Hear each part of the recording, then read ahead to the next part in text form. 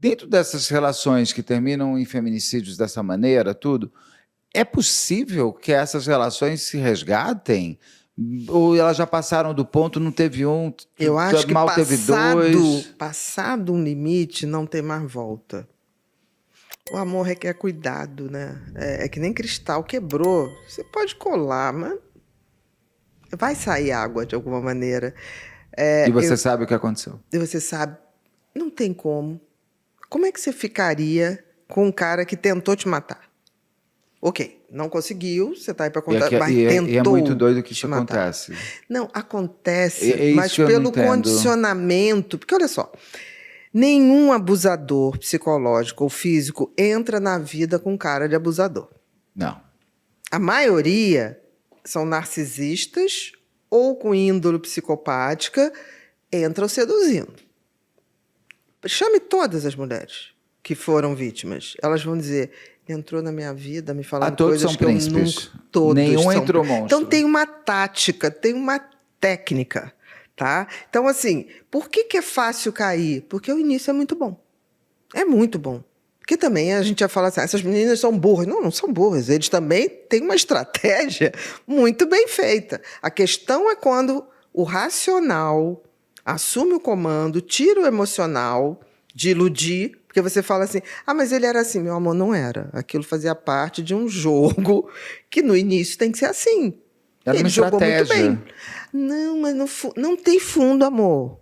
Tem o fundo do poço, para onde você vai ser atirada. Não tem, eu tô te falando. Aí a pessoa insiste. Eu tive muitas mulheres de relacionamento abusivo, aí você botava, eu desenhava as etapas, tudo. Vai te dizer isso. Não consigo acreditar. Não tem problema, faz o seguinte, vai para cá, leva esse papel. Pensa sozinha. Pensa. Tinha umas que sumiam, 2, 3 anos. Saíam de lá como quem diz, essa mulher, né, ela deve ser magoada. Deve ter sido. Eu tive umas. Eu tive uma que falou assim: eu acho que você é uma pessoa muito magoada. Eu falei: tá bom, não tem problema não, pode achar. Mas não sou, não. Sou uma pessoa de peito aberto. Aí eu só sei que uma voltou 5 anos depois com papel. O papel já estava.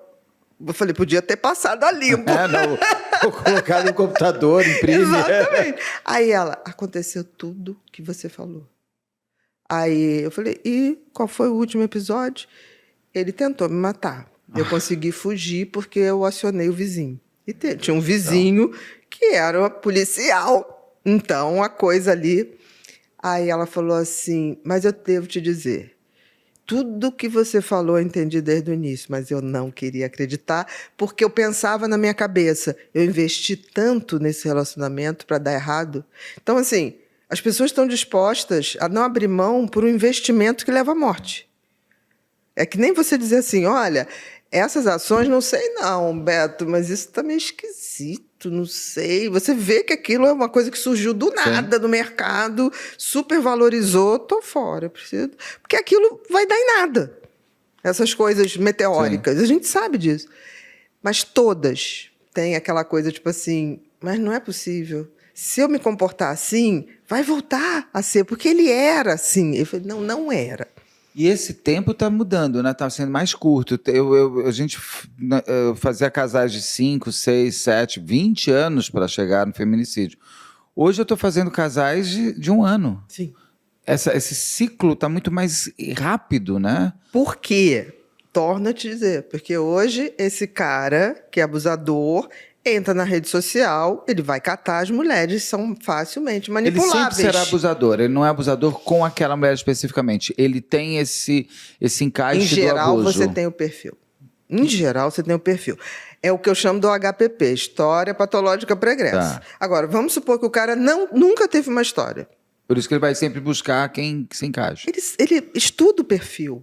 É sempre aquela mulher super caridosa, super generosa, sabe? Aquela pessoa que faz trabalho voluntário, que eu acho lindo. Eu só acho que essa pessoa que faz o trabalho voluntário também tem que fazer o trabalho voluntário para si. Sim. No sentido de, tipo assim, chegou falando muito bonito, chegou... Porque, assim, que a gente seja gentil, ok, mas quando chega too much... me acende um... Não é? Você já viu gente que encontra com você e você é o máximo, você é maravilhoso, você é fantástico, você... Eu falo, não sou não. Eu falo, não sou não. Aí você fala, eu dou 2 passos para trás. Né? E toda vez que você merece tudo, todos nós merecemos. E não é nem todo uma ser humano. idealização, né? É um exagero, É um exagero da proximidade. Que não é nem do que fala, é uma percepção. A gente tem que abrir. Quando eu tenho dúvida, sabe o que eu faço? De alguma maneira eu dou um jeito de não sei o que, fechar o olho. Porque a gente de olho fechado aciona muito mais o córtex cerebral. Que legal. Então você fica mais racional. Se você tem um filho que tem TDAH, redobrar a sua atenção. Por quê? Porque os estudos mostram que o TDAH tem maior tendência em se envolver com vícios de substâncias e também de comportamentos viciantes, como pornografia, vício em videogames, em jogos de azar, justamente porque esses vícios liberam dopamina. E todo TDAH tem uma deficiência de dopamina, por isso ele vai buscar nas drogas a dopamina que ele não tem. Então, muitas vezes ele se depara com esse fenômeno de usar a droga ou um comportamento de vício e se sentir bem por conta da dopamina que é liberada. Se você ou alguém que você conhece enfrenta esse desafio, conheça o curso agora mesmo.